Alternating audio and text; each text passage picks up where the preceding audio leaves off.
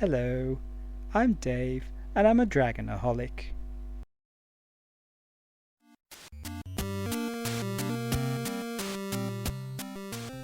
In Crazy Painter, the idea is that you control a paintbrush and you have to paint the whole of the screen. A number of paint tins indicates your lives left. You dip your brush in a tin and then move around, turning a white screen to whatever colour that level requires. A variety of nicely animated sprites plod across your handiwork, messing it up. These include a boy, some bubbles, some moths, and a seemingly irrepressible dog. Some cause damage immediately, some only if you collide with them. The boy you should leave well alone, because hitting him results in the loss of one of your paint tins instantly. Ahem.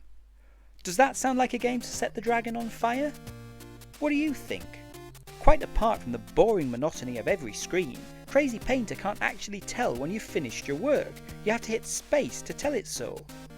Crazy Painter is about as crazy as a bowl of porridge for breakfast. It is literally a game about watching paint dry. Next.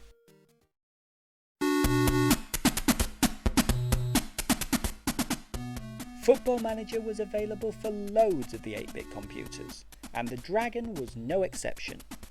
You begin by choosing a team, and then you start at the bottom of Division 4.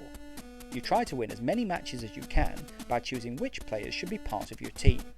Each player has an individual skill level which improves when he's included. Your players can be sold and they can get injured. Other players are offered for auction too. There's also an overall skill level to the game. On higher levels, your decisions need to be more tactical, even taking into account that players may benefit from a rest when at the peak of their form. Unfortunately, the Dragon conversion seems a bit of a rushed job. Everything's text only on a low resolution green screen background. The controls are finicky too. Even back in the day, I didn't really rate Football Manager, and it hasn't aged particularly well either.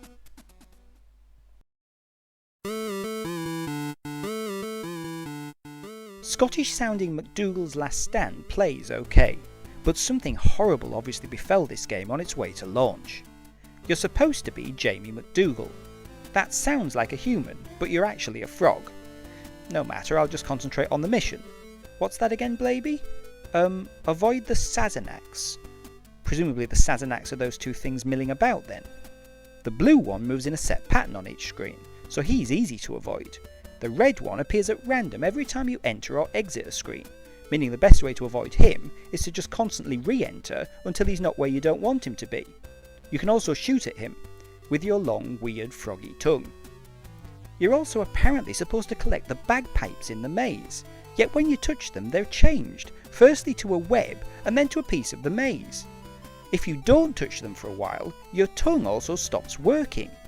I mean seriously, what? I'll tell you what, marketing at its worst.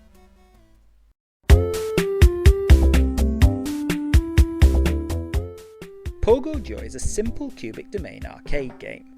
Presumably its publisher believed the game to be so simple that it didn't need instructions.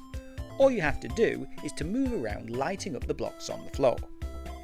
It's a pretty sad looking game right off the mark. The graphics are diabolical, with the capabilities of the Dragon completely disregarded. If you do persevere with it, you'll also find the control is a bit fiddly, as you have to move your joystick diagonally to go in any direction.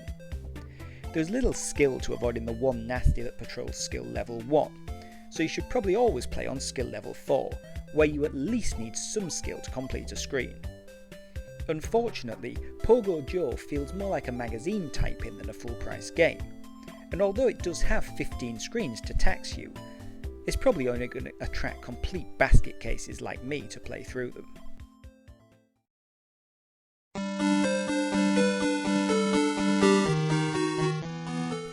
The Bells is a bad Hunchback clone by Blaby. The idea is to conquer 14 screens of continuous wall, ringing the bell on the right hand side. The game goes wrong from the very start.